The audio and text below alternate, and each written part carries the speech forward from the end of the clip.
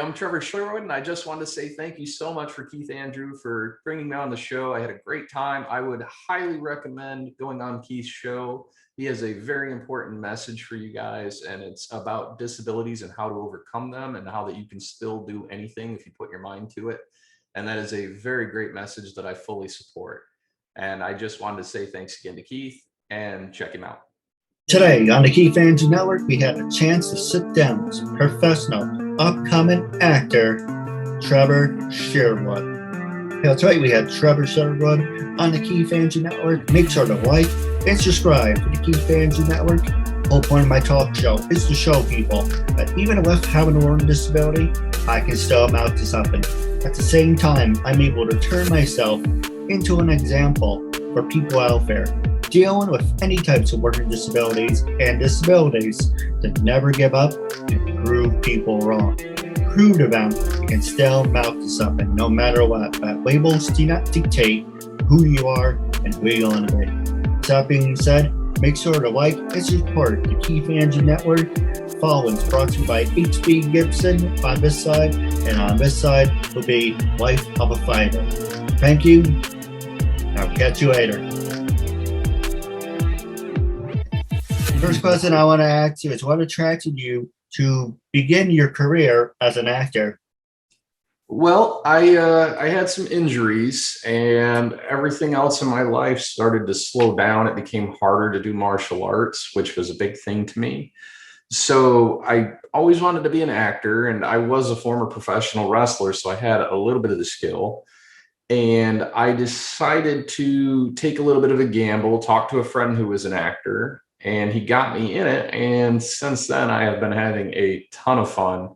Worked on several projects already, probably about a half a dozen. And it's just been a ton of fun. I've been enjoying all the people I'm meeting and all the wonderful things that come along with that. Now, it's the same exact question. Only we were a trade actor or being professional wrestler. Oh, I was a professional wrestler for nearly 10 years when I was younger. Right up until I joined the Army. I was actually the SWA world champion. And after I was in the Army, I got injured. And that's when my injuries began, was basic training in Iraq. So when I came home, I couldn't wrestle anymore. It wouldn't have been safe for me or other people. So I decided that wasn't a good idea. I had my last match in Germany in 2005. And after that, the acting kind of came a little natural to me because, as you know, we do that in pro wrestling. So it's a little fun. So I was able to take that and kind of parlay it over into the actual film acting business. No, absolutely. And well, first off, I want to say thank you for your service. And the same question one more time. I was trade professional wrestling for being in the Army. Oh, I enjoyed pro wrestling a lot more. I was in great shape when I was younger. When I was 20, of course, we're all in pretty good shape when we're 20, generally. But the Army was not for me. I did 4 years and 2 tours to Iraq, and I got blew up. I got hurt. My knees are very, very bad right now. And I'm actually now starting to have serious injuries at 39 that are like can't be treated. So I would go, if I had to pick one of the two, I would definitely say pro wrestling. I enjoyed that a lot, got to do a lot of charitable work. And my grandmother, before she passed away, got to see me win the championship. And that was a great thing. It was kind of funny. She didn't know that there was like multiple organizations. And so like I went to visit her and I had the big gold belt, with me. And she goes, "Oh, you beat Ric Flair." And I was like, yeah, Grandma, I beat Ric Flair. But she loved it, and it was great. I hear you. Now, what were some of your greatest memories from being in the Army? Oh, I met a lot of nice people. A couple of them live around me here, so I'm actually meeting up with them next week, I think, when my schedule settles down a little bit. So I haven't seen some of these guys in 10 years, 11 years. So it's definitely some of the people. I got a lot of misadventures stories where I did things that, I got in trouble for. I honestly don't know how I'm still here. I've almost been blown up. I don't know how many times, but And when you're out there and you're sleep deprived, it does weird things to your head, and you get you laugh about it. Like that's all you can do. Instead of getting stressed out, you just laugh it off. And people think you're weird because of it, but they don't know if they haven't been there. No, I absolutely agree with you. Now, the other question I want to ask you is, you've seen so much of being in the Army. How have you overcome having post-traumatic stress disorder? And for people in the Army and coming out of the Army, what would be your sort of words of wisdom? Well, I struggled with PTSD and I am diagnosed with it. I struggled with it on my own for a very long time. And that is literally the worst thing we can do to ourselves. But we kind of put ourselves in that little circle and we don't let ourselves come out of it. And it took, in 2016, I met martial artist and film star Marrese Crump. And that man has become one of my best friends, my mentor. He taught me about perception. And I actually talked about this in a video a little while back. I think it was about a year ago now with the COVID thing. It's all about how you see things. And we're kind of hardwired as people to think nothing but negative. We only recognize the negative. But if you retrain yourself, just like you would in martial arts, to see positive things, you'll start noticing you have a little win here or there, even if it's a tiny one. And you take that and build on it and let that momentum snowball, like in the cartoons when you see the little snowball and it gets bigger and bigger as it goes down the hill, same thing. And that actually changed my way of seeing life. And it made a huge difference. And then, of course, I study martial arts even still. And that helps me focus up here. It gives me something else to put my energy into. And that helps keep me very positive. And I try to teach people that it's simple, but it's not easy. It's a very hard lesson to teach people. Speaking of hard lessons, this next one I'll ask you is, what is your biggest failure personally? Ooh, that is a good question. I would say I was actually a professional drag racer, and I've been working on that for 23 years of my life. I'm 38. I think I'm going to be 39 here in June. So that was most of my life, and I'm just sold it. Like literally the guy's coming here in another week to pick it up, and I never got to drive it. And it kind of broke my heart. But I also started realizing something that Marrese taught me was I can look at this as a trade, not a loss. Using that perception trick that I told you about, now this gives me a chance to further pursue acting. I'm actually probably going to be producing a film this summer that I'm also going to be working in. I just did a proof of concept for that. It was a lot of fun. And it's given me opportunities to travel and see the world and do other things, maybe help out some charitable events. So it's not just a loss anymore. Now it's a trade. And I can look on that with kindness. So even though it is probably my biggest failure, it's also given me a chance to succeed at other areas. Hey, you know what? It's better be a drag racer than a drag queen. I don't know. I mean, I know I could probably pull one of those off, but I don't think it's the. So the next one I want to ask you is, let's see. Well, when I don't do my interviews as a way, I kind of use the questions, but I usually try to wing it. With all the professional jobs you have done, what were some of your favorite, and what ones did you absolutely hate doing? Oh. Well, as far as the jobs I did before I retired, because obviously I got blew up, nobody will hire me anymore. Like now, acting is by far my favorite. Like I love entertaining people. I have a great time with that. So I would say that's definitely my favorite. My worst, I'd say I worked in a warehouse one time up in Michigan, where I'm originally from. And it was a 3-tier building. And it was 110 degrees upstairs, and I had to run full blast as fast as I could and grab these parts and put them in a container and send them off down the road to these automotive stores. And after a month of working there, like even though I knew where everything was and I was running as fast as my little legs could carry me, they were like, "Oh, you're only about 50% efficiency. You need to step it up." And they had these huge windows that they wouldn't open, and it was 110 degrees. Like they had a thermometer up there, and I'm like, "Why don't you guys open the windows?" He's like, "Yeah, we're afraid you might escape." I was like, "Yeah, I quit." That was the only job in my life that I have ever quit, and I would never go back and do that again. And it's funny because I ended up going to Iraq where it was 138 degrees, but there you're literally not running full blast all day long. I hear you. For me, I never really got fired. I got fired about maybe one time in my life. That was about it. But I quit so many jobs, and this is one of them. But I don't want to quit. I want to do this to the day I die. This June, and while we're on the plug, plugging it, no pun intended. June 10th at 5 o'clock, it's my 8-year anniversary, and I would love to have you part of that episode. Oh, congratulations on the anniversary. I'd love to be a part of it. My birthday's actually June 9th. No, so happy early birthday. It works out really well. So yeah, I'll make a note of that here because my memory is kind of bad from all the PTSD and the lack of sleep. So that's like I get terribly, I forget. So I have to write everything down. I'm going to write that down. June 10th. Keith Andrews.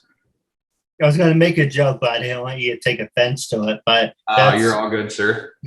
So the next one I was going to ask you is where my joke comes in. Is like, how do you get along with your other coworkers? Like, oh, I hate this job. I'm better at you. You'd be like, what the hell is you? I was blown up. So, I beat you there. No, it's funny. Like I laugh about all the things that happened in Iraq, even the times I nearly died. I almost got blew up in a porta-john one time, and that was like a running gag of the Army. Like I was in there using the bathroom, and a mortar round came in and almost blew me up in the porta-john. And I remember thinking calmly as day, like just like you and I are talking now, I was like, this is that moment we all joke about when one of us dies in the porta-john. And then that thing blew up and the porta-john leaned over, and I was like, okay, well, that was fun. And it was kind of a funny thing, but it's the same thing with my coworkers. In film work, you get a lot of really nice people and you get a couple people that aren't so nice. And that happens in every job. Fortunately, I've met way more nicer people than I have mean people. And the mean people, you work with them one time and then you don't see them again for another 3 years. So it's kind of a fun thing. You might bump into them here on a different film or whatnot. But it's funny, the last 3 films I've done with my buddy Greg Cardone, who got me into acting. And I also trained with him as a martial artist. I'm helping him prepare for his black belt right now. And my other buddy, Harvey Wilkes, we've actually been in the last 3 films together. So like the joke is that we just come as a trio. You take all of us or you don't get any of us. That's like the running gag right now. No, absolutely. I didn't mean to make a joke about being blown up. But I laugh about it too, believe it or not. I mean, it's okay. I've come to terms with it, and it's one of those things that if I can laugh about it, I take some of that power away and it's suddenly not as bad. So what you're seeing is the crapper really saved your life. Yeah, that little fiberglass porta-john. My sergeant was teasing me. I actually have video footage of this because I had my video camera, and my sergeant was watching me. And you see me come out of the porta-john and run straight at him, and all you see is the camera go because I tackled him and dove in the building. And he was laughing. I mean, he was making fun of me. I was fine. I didn't get hurt. So it was like okay. One question I do want to ask you, then we can take a commercial break. When you're in the Army, there's practice drills about being blown up. So was this actually, an attack, or was this during practice you decide I have to use the bathroom and no one told you? They put it next to the crapper. That would have been great, actually. That would have been a really good live fire exercise. We really don't practice getting blown up. They don't really have a way to teach you. They teach you like man-to-man combat, sure. But we were on our base getting mortar attacked twice a night, every night. They lob them in from a big tube. So they're a mile away. There's nobody to fight. You're literally just sitting there 1 minute in the bathroom, and the next minute you're getting blown up. And what happened was they lobbed one in and it hit nothing. It literally landed on the grass. And there is grass in Iraq. Some people don't know that. And we had a grassed over bunker that was holding all our ammo that we'd gotten from all around the town, right? So what they did was it lit a grass fire, and it got hot enough that the rounds inside started cooking off before the fire truck could get there. And you just see the fire truck come up and it stops and it turns around and goes back the other way because stuff's blowing up and landing all over base. Like it was some pretty big rounds. And it had been quiet for like 45 minutes. And I was like, I just drank a whole gallon of water. It was 110 degrees, and that was at night. And I was like, Sarge, I really got to pee, you know? And he's like, I was like, look, it's been quiet. And he's like, there's a porta-john 30 feet that way. You know, take your rifle, give me your camera. And he goes, go out there and don't let the sergeant major see you. So I ran into the porta-john and I was in there peeing. And all of a sudden, out of nowhere, you just hear, and you start seeing the light get brighter through the blue walls. And you're like, and that was that moment I told you when I was like, oh, this is that moment we all joke about when one of us dies in the porta-john.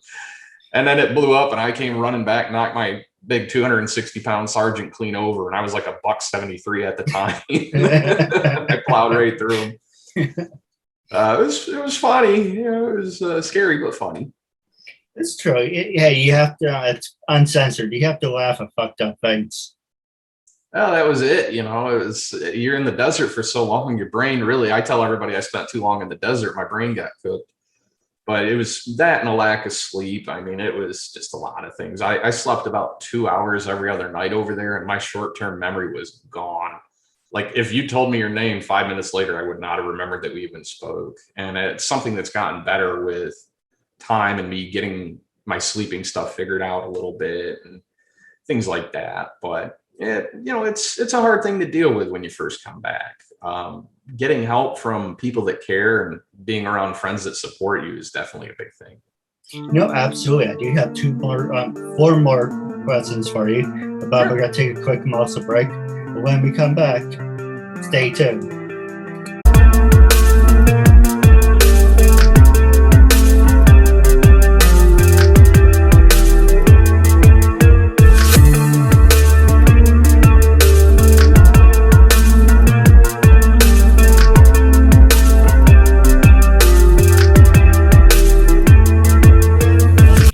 Network. The following is brought to you by HB Gibson, home of the X Zone. If you're in entertainment, definitely check out HB Gibson. If you're in fitness and drinking healthy, make sure to check out Life of a Fighter. Also tonight, Impact Wrestling, 8 o'clock. Definitely check that out. Go to impactwrestling.com. A lot of great things, and more importantly, out of all that, go to the KeithAndrewNetWork.com. Like, subscribe, hit the bell icon. We have so much great content. But the one question I want to ask you, going back to your military years, is you mentioned you worked in the desert. My grandfather actually served in the Army. He was in engineering during World War II. He never liked talking about it. But I want to ask you, because it was so hot in the desert, have you ever seen the Marreses? Well, actually, I hallucinated one time. It was a little bit different. It was from sleep deprivation. My grandfather also, by the way, was in World War II. He was a mailman. And people think that's code for like he was a bomber. I'm like, no, he was a mailman. They didn't call him the mailman. He was the mailman. But no, one time when we were in Kuwait and we were making the convoy in, they kept me up all night working on a truck. I was a mechanic originally. And I was so exhausted that I saw a guy jump on our truck.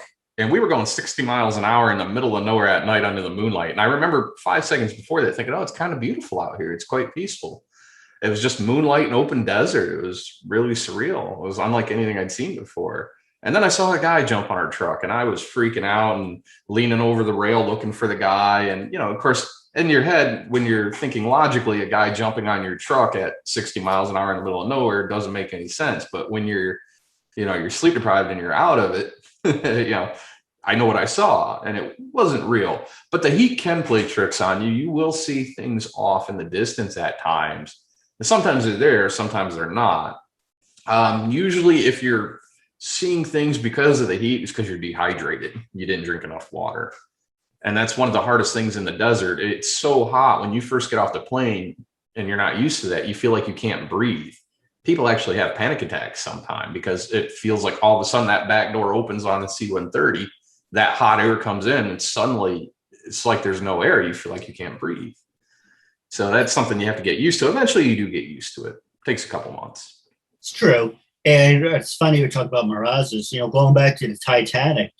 150, almost 200 years ago, people told different stories how the stars looked as they were tossing the ocean and they saw like stuff in the distance and mirages.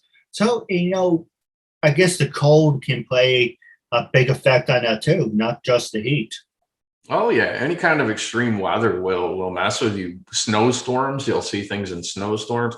Your body does funny things when it gets extremely hot or extremely cold. When it gets outside of its normal cycle, that releases a lot of chemicals inside your body, and a lot of those chemicals will interfere with your brain.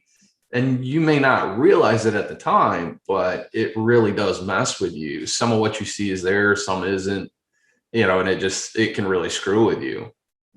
No, I hear you. Now, do you ever cross it? I want to ask you. It's because the show's about disabilities. Besides me, obviously, thank you. Have you worked with people with disabilities, and are you up and willing to work with people with disabilities? Yes, and of course. I actually went to a high school. I'm trying to remember the name. It was called Lincoln Environmental Science Academy up in Michigan. I'm sorry, not high school, fifth and sixth grade. And half of that school was your typical run-of-the-mill school, and the other half was actually for the mentally disabled. So part of our training was we worked with them on a routine basis. Every other day or maybe an hour every day, we would go over and learn about that and work with them. And that kind of gave us a little experience. But one thing I've learned is that just because you're disabled doesn't mean you can't do something. It just means that sometimes you have to do it a little bit differently than other people do. And there's nothing wrong with that. I mean, I still have things. I have to do little memory tricks to remember my lines because my short-term memory is very bad. And that makes it challenging as an actor, but I've been finding ways around it. And that's what it's all about. It's about what we in the Army called adapting and overcoming. You have a problem. Okay, maybe you can't do it the way everybody else does it, but there's a way you can do things. We've had martial artists in there training with one arm that put me on the floor with no problem, and I've got 10 years of experience. I'm no slouch. And, we've had guys in there with one arm. We've had guys with one leg. I'm currently in there on one leg, maybe even half a leg if you, if you count the other knee going bad. But even I'm still able to do something in there. So it's just a matter of finding out how you can do it. And the best method is what works for you. No, I agree. I remember this one guy, won't go into detail, but the guy who was supposed to be shoveling my property, he had one guy who was helping him. He had one arm shoveling. It's like, really, this guy has one arm. You're making him shovel? It's it's funny in a sick kind of bizarre kind of way. It's kind of like, forget it. I just do it myself. It's kind of ironic. And you see weird things like that all the time. We had guys come to Iraq that had one arm still in a sling because they wanted them to earn a combat medal, and they had to be there for 3 months to qualify for that medal. And these are guys that were literally out the whole year with a surgery on like a shoulder, and they'd still be in the sling. And I'm like, what are you going to do if we get attacked? You can't fire your weapon. I'm like, your right hand and your right arm's in a sling. I'm like, oh God, this is the stupidest thing I'd ever seen, but it happens a lot. And I'm like, it's great that they were able to get the medal and look pretty and everything, but it's I made a spoof on that. I have a movie that I wrote a script up for called The Good, the Bad, the Army. And it's a spoof on all the silly things like that happened when I was there. And the sad thing is a lot of that stuff happened exactly how I wrote it. And people think it was written comedically. I'm like, no, that's what really happened. But, I sometimes I'll take it a little stretch further. Like we have one guy, they literally just throw a body bag off and there are guys in there and they're like, okay, he's here, and they check him off, and it was stuff like that. But yeah, you see a lot of that weird stuff sometimes. Well, as Tom Hanks once said, Mama said, stupid is what stupid does. I just saw a meme from him the other day, and it was like, when I go to my kid's PTA conference and it's like, is he smart? Or is he like me? And yeah. I was like, if I ever have kids, I want to do that one. I want to ask them. That's right, buddy. Now we're wrapping up the show. I want you to be brutally honest. When I first approached you to be a guest on my talk show, what made you say yes? How do you feel now? And for people out there, would you recommend it? I would definitely recommend it. I was a little hesitant at first because you have to understand, as an actor, I get a million emails and I've probably added 600 Facebook friends in the last month. Not all of them are legitimate people. A lot of them are scam artists. And I think Vin Diesel actually just contacted a friend of mine, but he's from Nigeria and identifies as a woman. And I'm like, okay. And the name on there like said Mark Sinclair or something. And I'm like, and it says right on there that he speaks Nigerian. I'm like, yeah, I get a lot of those. So I have to pick through there, and I did my research. I looked up your program a little bit, and I love the message that you're sending. It's a very important message. And it took me a little bit of, getting my schedule straight because I'm booked stupid this month. I got to hire a manager one of these days, but but I'm definitely happy to do it. And I would definitely recommend that if anybody wants to do this show, I would come on here and you'll have a good time. He's been great to work with, and I've absolutely had a blast being on here. No, absolutely. The last thing I want to promote is how can people follow you on social media? I'm on Facebook. I'm Trevor Sherwood, and I'm on there. You can see my IMDb page. I don't think I have it linked up yet because I gotta get it adjusted over to the pro. But Facebook is mostly where I spend my time. I'm not on Instagram yet or any of that stuff, or Snapchat, or I'm not pretty enough for that. Well, the top four that I would recommend: Facebook. I recommend Twitter, but I don't really use it. So let's rephrase it. The top three that you need: LinkedIn, Instagram, and Facebook. That's all you need. And that's probably what I'm going to do. As next month, my schedule is going to finally settle down, I think, unless I land another big film. So I'll start hopping on those. And now that I'm selling the race car, funding is no longer a problem. So I will start getting professional business cards and things made, better headshots, things like that to help further my acting career. But I do have a YouTube channel. I don't think I have anything posted on there right now. I think for some reason it took the 1 or 2 video clips that I had up there off. Maybe it's been too long or something. I have to look into that. But I will eventually have links to like my films or clips and stuff on YouTube as well. If you ever hear of Broken Ninja Productions, that's me. But one thing I do want to clarify is if they took it off, that means you're using copyrighted material. I know I fell under that category and I had to do the whole thing all over again. Well, any material that I post is either given permission or it's my own thing. Like me and my buddy filmed our own short film. There was no music in there from anybody, nothing like that. And I think it popped off for whatever reason. I even had a monologue that I read for one of my films, and I didn't understand how everybody sent these to each other. So I just posted it on there and put it private, and I would send them the link. And it even muted one of them without giving me any message whatsoever. So the whole time I'm auditioning for these films, I'm like, hey, here's a link to my monologue. And it's a muted monologue. And I had no idea. Nobody told me. I just discovered that the other night. I'm like, oh, I wonder I'm not getting these roles. They're watching me mime. It's great. I'm like, okay, thank you. Thank you, YouTube. Well, in that case, you might as well just make your own website and say, hey, no one can touch it. That's probably what I'm going to do now that funding is going to be no longer an issue. And the next part is getting people that you can trust. It's hard to find a good web designer that will keep up with things. And that's all stuff that's going to be in the plans this year. By the end of this year, I want to be sitting pretty with having my professional headshots. I actually joke. I've had people ask me who represents me and who my manager is. And I met a goose named Igor on the set out here at the Barberville Pioneer Settlement, which is a cool place. We did a filming. That whole village was built in the late 1800s and early 1900s. And we did a shoot inside a house from 1928. And they have a goose out there named Igor. And he's just so personal. And I'm like, Igor is my manager. He manages me. Yes, my manager is officially a goose at the moment. Oh, if you ever find someone, maybe they can help me out. But we can talk about that off the air. Wrapping up our interview segment, it was a real honor and privilege having you as a guest. I just want to say thank you for your time.